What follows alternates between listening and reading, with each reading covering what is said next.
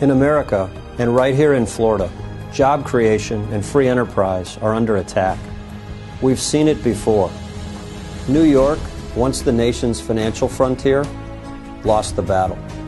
California, once the center of new ideas, well, they lost the battle as well. In Florida, as we look to set another example, we must do what is necessary to win. Losing is not an option. Fighting for free enterprise and growing the private sector is our mission. That's why we put the long term ahead of the short term. That's why we fight for freedom and for economic opportunity. They are essential to Florida's future. Now, one of the most populated states in the Union, Florida, crucial to the economic health of the nation. I've often said that friends come and go, and enemies only accumulate.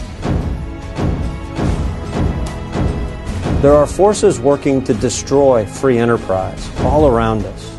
The media ignores them, but we simply cannot. It's almost as if they want to turn America into France, as if they want us to fail. And if their ideas become reality, the drift will be down.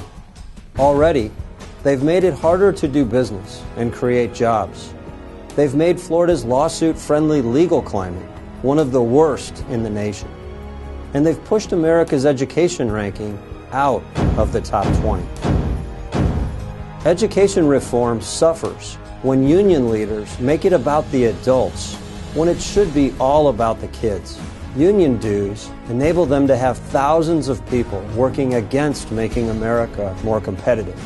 The plaintiff trial lawyers invest millions of dollars in the political process, and the environmental extremists deploy delay tactic after delay tactic to shut down jobs and economic progress. I've often said, if you're not taking flack, you're not over the target. Take a look into the future, into 2030, when the United States will look like Florida does today. The solutions we're striving for, like better education, growing the private sector, long-term planning, and how 6 million new people in the next 20 years impacts transportation, water, and energy. Florida's opportunity is nothing short of leading by example and paving the way for America. We must focus on securing Florida's future. Our competition is no longer Alabama or Georgia or even Mississippi. Our competition is China, India, Korea, and so many other nations. We must fight for education that looks toward the future, that encourages innovation and research and development in our colleges and universities. We must make Florida, already the economic crossroads of the Americas, into the premier global hub for trade. And as we focus, we must continue the fight. Right now, prison costs continue to grow. Unsustainable government pensions are rising at taxpayers' expense.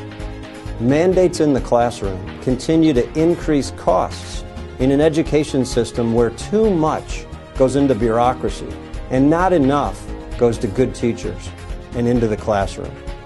Medicare and Medicaid remain in crisis, and Washington's bureaucratic red tape continues weighing us down. The stakes are high. We either win the war on free enterprise by growing the private sector, creating jobs, and getting government out of the way, or we lose it and go the way of New York and California, and eventually France and Greece. For those of you already fighting the war by participating in our Grassroots Action Network and funding our mission, thank you. For those concerned with special interest agendas and the strength of our opponents, Florida needs you right now. As the Florida Chamber works to unite Florida's business community, we need you to join the fight and help us secure Florida's future.